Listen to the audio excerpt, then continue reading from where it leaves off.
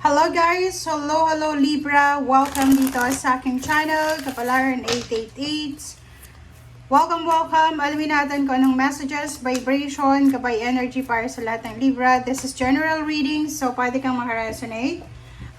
Libra, impasse. Reflect and redirect your energy.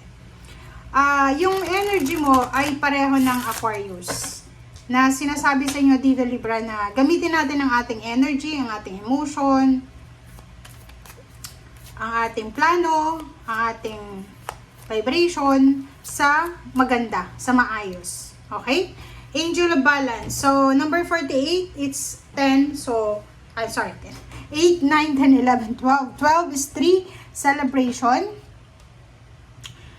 Sinasabi ng bida sa'yo dito, Libra, na kung ilalagay mo daw yung energy mo sa mas stable, balance na direksyon, talagang balance yung darating sa'yo. Parang ganon. So, sinasabi ng bara sa'yo na kailangan natin pag-isipan kung ano yung mga dapat nating gawin. Pag-isipan natin yung mga dapat nating simulan. Pag-isipan natin yung mga bagay-bagay na kailangan nating alisin sa sarili natin. Mag-reflect tayo, mag-isip tayo ng kumbaga tamang rason, tamang direksyon, parang ganun. Okay? Angel of Balance, nandito sa Angel of Balance sa'yo Libra, para bigyan ka ng balanse, para bigyan ka ng katahimikan, bigyan ka ng kaligayahan, bigyan ka ng peace and harmony.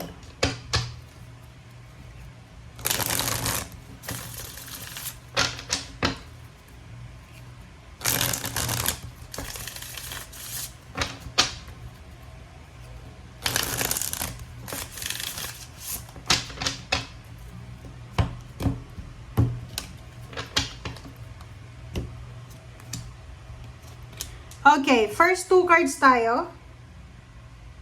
Okay, first two cards is King of Wands and then Six of Pentacles. Yung first two cards na to ay nagsasabi sa'yo na isang trabaho, or kung ano man to Libra na ginagawa mo sa ngayon, ang trabahong itong ginagawa mo sa ngayon ay posibleng magdadala to sa'yo ng financial balance. Magdadala to siya sa'yo ng balanse. Parang yung trabahong yan ay posibleng mataas yung sweldo, maraming benefits, or kung ano man tong ginagawa mo sa ngayon, makakatulong yan para maging balance yung iyong financial. Diba? Okay, next two cards natin is Prince of Wands and Knight of Cups. So these two cards, sinasabi ng baraha sa'yo na isang Libra ang sobrang excited. Excited siya kasi posibleng may manliligaw siya, or excited siya kasi may bagong offer nga ng trabaho, or excited siya kasi dati hindi masyadong balanse yung pera, ngayon unti-unting nagiging balanse. Everything happens for a reason. So nandito yung Magician. Yung Magician ay nagsasabi sa'yo na punong-puno ng magic yung buhay ng tao. Okay? Punong-puno tayo ng magic eh. So, lahat ng nangyayari sa buhay natin may dahilan. Lahat ng mga ginagawa natin ay may rason. Bakit natin ginawa to? Kasi may rason tayo. So, dito sinasabi ng baraha sa'yo na kung ano man to na gagawin mong pagsisimula, ano man itong plano mo sa buhay, ano man itong mga goals mo sa buhay, sinasabi ng barahan na kung talagang ilalagay mo yung energy mo nga, 'di ba? Ilalagay mo, i-redirect mo yung energy diyan sa plano mo na 'yan. Talagang ibibigay talaga sa iyo ng universe. Ganun yung ganun yung way ng manifestation natin, 'di ba? Pag palagi tayong positive mindset, yung mindset natin positive, yung emotion positive, tapos sabayan pa natin ng positive na action, talagang makukuha mo talaga yung magic sa buhay mo. And at the same time, iwasan natin yung two of swords. Yung two of swords, pabalik-balik tayo ng desisyon.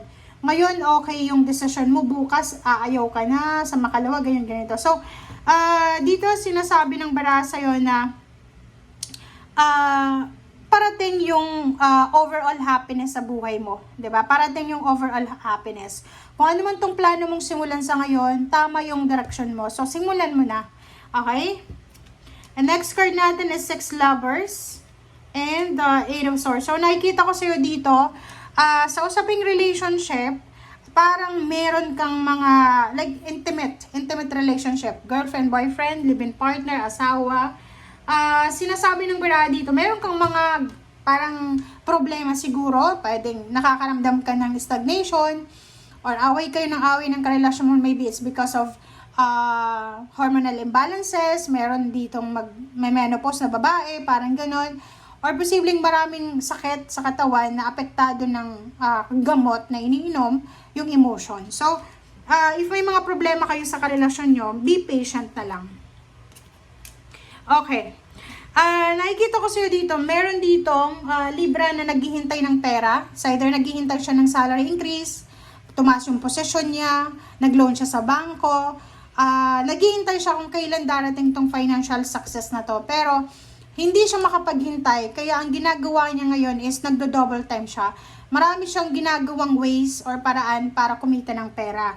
And yung Nine of Swords, nakikita ko sa'yo dito na parang tawag dyan, hindi ka makatulog sa gabi kasi sa kagustuhan mo talaga na dumami yung pera mo or yung makaraos ka sa buhay financial, lahat ng klase ng sidelines, lahat ng klase ng mga trabaho, pinasok mo na.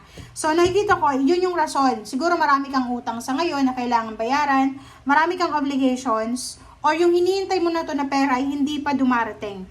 So, sinasabi ng baraha sa'yo dito, natatakot ka. Natatakot ka na etong ginagawa mo sa ngayon ay mahantong lang sa wala. Natatakot ka na baka masira yung plano mo sa middle niya. So, yan yung rason kung bakit natatakot ka. Ten of Pentacles, sinasabi ng baraha, huwag kang mag-alala kasi makakatanggap ka ng lump sum of money. Yung mga utang mo, posibleng mabayaran mo na yan. Yung mga problema mo sa pera ay posibleng mabayaran mo na yan. Emotionally, sinasabi ng baraha sa'yo dito, yung mga panghihinayang mo sa emosyon, useless na yan. Kasi unang-una, past na yan eh. Yung mga past actions mo, kung hanggang ngayon, nanghihinayang ka pa rin, useless na daw yun. Kasi yung Princess of Cups, sinasabi na move forward, maging excited ka daw sa mga susunod. Etong past mo, kailangan mo na daw itong talikuran. Okay, next card natin is Ace of Cups. Ace of Cups, nakikita ko yung sobrang happiness. Sobrang happiness, sobrang contentment. And the Devil, the Devil dito, yung temptation sa'yo is Knight of Swords. So, ang temptation sa'yo, mag-iingat ka sa mga chismis, mag-iingat ka sa mga kwento about money, about kani-kanino. So, maging maingat ka sa mga mensahe, dokumento, papeles na tinatanggap mo. Okay? Thank you guys for watching. Bye!